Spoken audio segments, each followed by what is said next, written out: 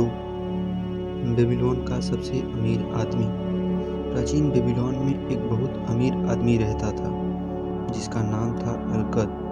वह अपनी संपत्ति के लिए चारों ओर मशहूर था। साथ ही वह अपनी उदारता के लिए भी मशहूर था। वह संस्थाओं को जमकर दान करता था। वह अपने परिवार के प्रति उदार था। वह अपने खर्चों में दिलदार था। हर साल उसकी संपत्ति खर्च करने से भी ज़्यादा रफ्तार से बढ़ती जाती थी और उसके पुराने दिनों के कुछ दोस्त उसके पास आए और उन्होंने कहा, अरकद, तुम हमसे ज़्यादा खुशनसीब हो।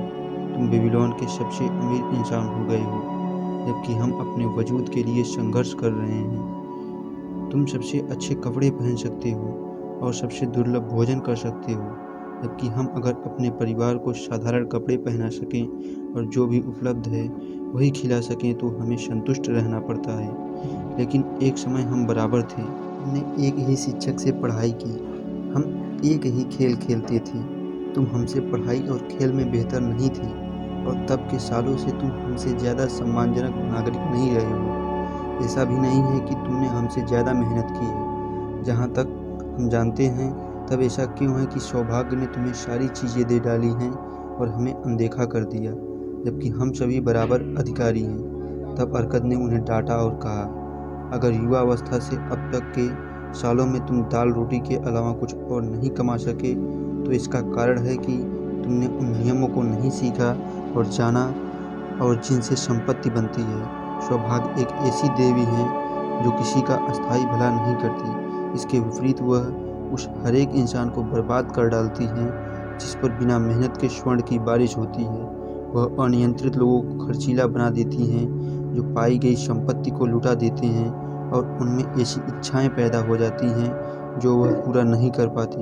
लेकिन बाकियों पर वह कृपा दिखाती है तो वे कंजूस बन जाते हैं और संपत्ति को जमा करने लगते हैं और खर्च करने से डरते हैं क्योंकि उन्हें नहीं लगता कि वह दोबारा कमा पाएंगे।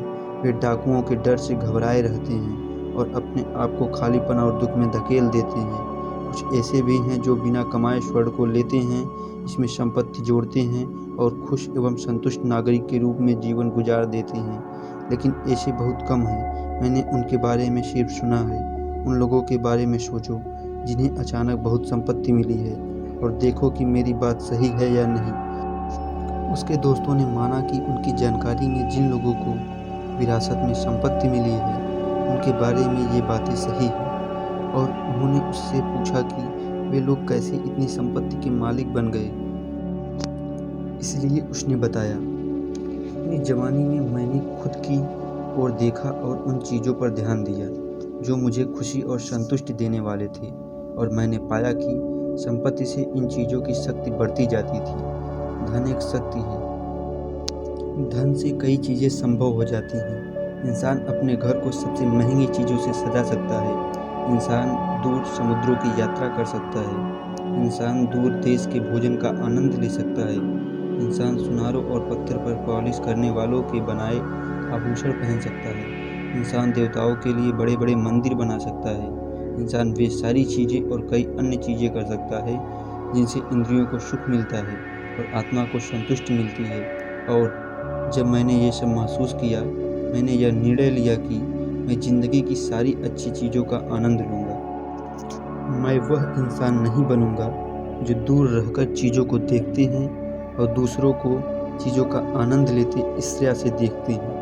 मैं सबसे सस्ते कपड़े नहीं पहनूँगा जिसमें सम्माननीय दिखूँ। मैं एक गरीब इंसान की चीज़ों से संतुष्ट नहीं होऊंगा। बदले में मैं अपने आप को अच्छी चीज़ों के बाज़ार में मेहमान बनाऊँगा। एक सामान्य व्यापारी का बेटा होने के कारण, जिसके पास बड़ा परिवार होने के कारण विरासत की कोई उम्मीद नहीं थी और जैसा तुमने कहा, जिसके पास ज़्यादा बुद्धि और प्रतिभा नहीं थी, मैंने तय किया कि मुझे अपनी इच्छाएं पूरी करने के लिए समय और अध्ययन की ज़रूरत होगी। जहाँ तक समय की बात है, हर इंसान के पास यह प्रचुर मात्रा में उपलब्ध है। तुम में से हर एक के पास खुद को अमीर बनाने का पर्याप्त समय है। तब भी तुम स्वीकार करते हो कि तुम्हारे पास अपने अच्छे परिवारों के अलावा कुछ भी दिखाने लायक नहीं है जिस पर तुम्हें गर्व हो। जहाँ तक अध्ययन की बात है, क्या हमारे बुद्धिमान शिक्षक ने नहीं सिखाया था कि हमने दो चीज़ें सीखी हैं। पहली वे चीज़ें जिन्हें हमने सीखा है और जिन्हें हम जानते हैं, दूसरा वह प्रशिक्षण जिसने हमें सिखाया कि हम उन चीज़ों को कैसे खोजें जिन्हें हम नहीं जानते हैं। इसलिए मैंने तय किया कि संपत्ति अर्जित करने का तरीका सीखूंगा और उसे सीखने के बाद उसे मैं अच्छी तरह आजमाऊंगा। क्या यह समझदारी नहीं है कि हम सूरज की रोशनी में चीज़ों का आनंद लें जब तक वह है, क्योंकि जब हम आत्माओं की दुनिया के लिए प्रस्थान करेंगे तब दुख तो आ ही जाएंगे। मुझे रिकॉर्ड्स के हाल में स्क्राइब का काम मिला और हर दिन मैं घंटों मिट्टी के टैबलेट पर मेहनत करता था। हफ्ते दर हफ्ते, महीने दर महीने मैंने मेहनत की, तब भी मेरी आमदनी नहीं बढ़ी। भोजन, कपड़े और ईश्वर के लिए दान और बाकी चीज़ें मेरी आमदनी को खा जाती थी, लेकिन मेरे संकल्प ने मेरा साथ नहीं छोड़ा। और एक दिन अल्गमिश, जो पैसे उधार देता था, शहर के मालिक के घर आया और उसने नवे नियम की कॉपी ऑर्डर की और उसने मुझसे कहा, मुझे ये 2 दिनों में चाहिए और अगर ये काम समय पर हो गया तो मैं तुम्हें तांबे के 2 सिक्के दूंगा। इसलिए मैंने मेहनत की, लेकिन वह नियम लंबा था और जब तक अल्गमिश लौटा तब तक काम अधूरा था। वह गुस्से में था और मैं उसका गुलाम था। वह मुझे पीट सकता था, लेकिन यह जानते हुए कि शहर का मालिक उसे ऐसा नहीं करने देगा, मैंने निडर होकर कहा, अल्गमिश, आप बहुत अमीर हैं, मुझे बताइए कि मैं भी कैसे अमीर बनूं, और मैं सारी रात जागकर मिट्टी पर लिखूंगा और जब सूर्य उगेगा तब तक आपका काम खत्म हो चुका होगा।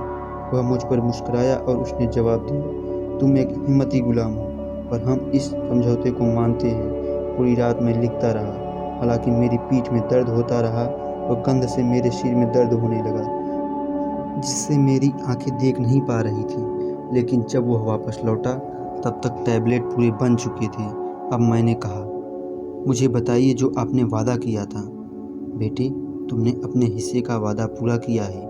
उसने मुझसे मिठास से बात की और अब मैं अपना वादा पूरा करूंगा।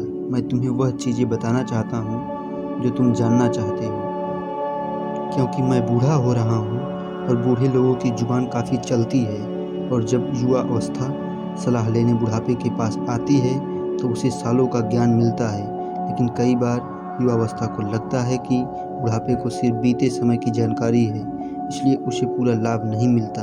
युवावस्था के विचार, उसने कहा, उस धूमकेतु की तरह चमकीले होते हैं जो आकाश को चमका डालते हैं, लेकिन बुढ़ापे का ज्ञान उन तारों की चमक की तरह होता है जो कभी नहीं बदलती और जिससे जहाजी दिशाओं का पता करते हैं। मेरे शब्दों को याद रखो, क्योंकि अगर तुमने ऐसा नहीं किया तो तुम उस सच को नहीं पकड़ पाओगे जो मैं बताना चाह रहा हूँ, और तुम्हें लगेगा कि तुम्हारी रात की मेहनत बर्बाद गई। तब उसने मेरी ओर अपनी घनी भौहें के बीच से चतुराई से देखा और एक धीमी लेकिन मजबूत आवाज़ में कहा, मैंने संपत्ति का रास्ता तब पाया जब मैंने सीखा कि मेरी कमाई का एक हिस्सा मुझे अपने लिए बचाकर रखना है, और तुम भी ऐसा ही करोगे। तब वह मुझे भेदने वाली नज़रों से देखता रहा, पर उसने कुछ नहीं कहा, बस इतना ही। मैंने पूछा, ये एक भेड़ चराने वाले को सूदखोर में बदलने के लिए काफ़ी था? उसने जवाब दिया, लेकिन जो मैं कमाता हूँ वह सब मेरे लिए ही है ना?